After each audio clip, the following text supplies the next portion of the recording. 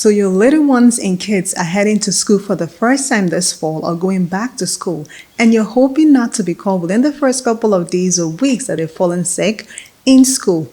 What can you do to help them stay healthy and not get sick within the first couple of days?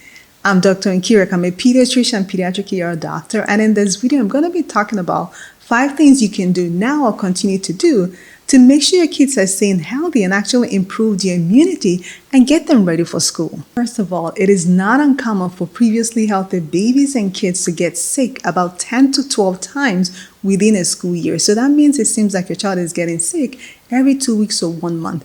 And that's because they're still building their immunity as they get exposed to other children. But doing this can actually help boost their immunity and help prepare them for the exposures they're about to get into as they get exposed to other kids. Number 1 is optimizing their diet. Of course, this is going to look different for every family. We know that a healthy, balanced diet is always a perfect goal for every child because we want our kids to always get the balanced diet. But we also understand that not every child is always excited about fruits and vegetables laid out to them on the table. So in this case, what we want to aim for is try to sneak in fruits and vegetables into their diet as close enough to be balanced as possible. My kids were the worst when it came to fruits and vegetables, and things that you typically did was I blended veggies into their pasta sauce and the sauces we typically use for rice or potatoes, and I would make smoothies out of fruits, popsicles out of fruits, just to help them to get some fruits and vegetables into their diet. Another important part when it comes to a healthy diet is limiting processed foods as much as possible. I know a lot of us parents are busy, but we can cut down the amount of times they eat processed foods like fries and burger, because that's not as healthy and doesn't provide them enough of the vitamins that they need to boost their immunity. Next is sleep. So sleep is actually underrated, but sleep is a natural immune booster. We all need sleep, especially younger children need sleep to be able to help recharge their bodies. Sleep also helps ensure circulation of immune cells that helps our bodies fight infection. The amount of sleep a child or baby needs depends on the age, but it can range from 12 to 16 hours for infants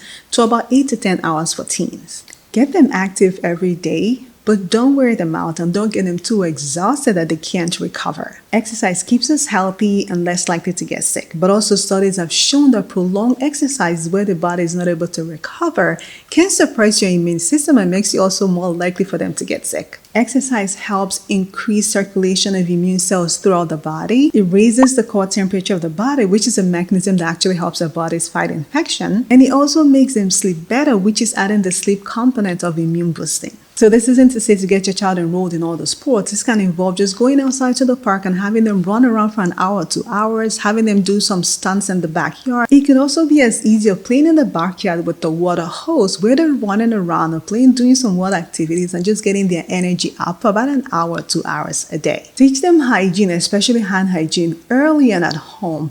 When our kids start to learn early, what they do at home translates to school and they can actually teach others. Not every child knows how to cover their sneeze. Not every child knows how to wash their hands after they use the bathroom or after a sneeze. And this can help them get ready when they start getting exposed to other kids. Washing their hands as often as they get exposed to viruses in school decreases their chances of putting their hands all over the face, which can cause transmission and making them get sick. This is an opportunity to turn things into music, into play. Have a song you sing every time they're going to wash their hands. Have one when you're going outside to play, when they come inside. When we form routines before our kids end up in school or go to school, they're more likely to stick to it than not learning anything and going in there wondering what else to do. Offer vitamins and supplements based on your child's doctor's recommendation and based on your child's needs. So this is the part that a lot of families get pushed into marketing strategies of grocery stores or pharmacy stores that always have immune boosters, and we tend to get confused. Every healthy child that eats a healthy balanced diet or even a near healthy balanced diet is able to boost their own immunity using all these mechanisms that I mentioned and stay healthy.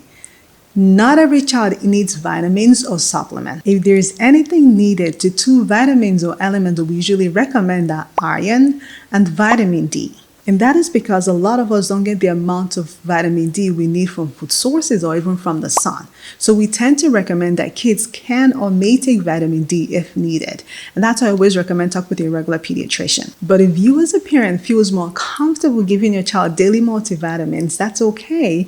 I want you to always choose the one that contains multivitamin with iron. And when you look at the content section, make sure the vitamin D content has at least 400 to 600 international units, because actually the recommended daily dose for children. If your child has any medical condition that makes them unable to eat a balanced diet, unable to absorb vitamins from their intestines completely, unable to process foods or processes foods differently, then they might definitely need vitamins and supplements to help them stay healthy and be able to help their immune system get boosted. I hope this video has been helpful to get your child prepared for the school year to stay healthy.